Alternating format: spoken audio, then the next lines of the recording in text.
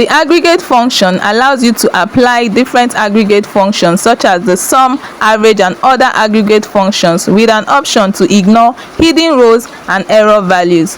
Just as this example, if you try to do a sum or average function or formula with these cells that contain error values, it will return an error value like this.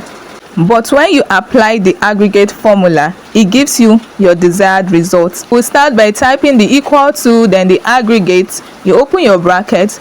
Looking at the list of what you want there, I'll select 1 for average because I want to find the average of these numbers.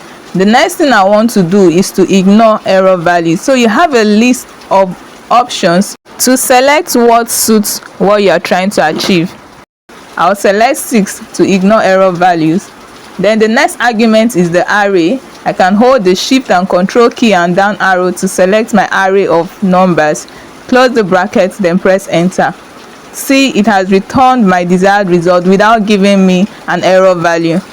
And if I choose to change my formula from average to sum, all I need to do is to change the function from 1 to 9, which represents sum, leaving every other argument as the same. Close bracket and press enter.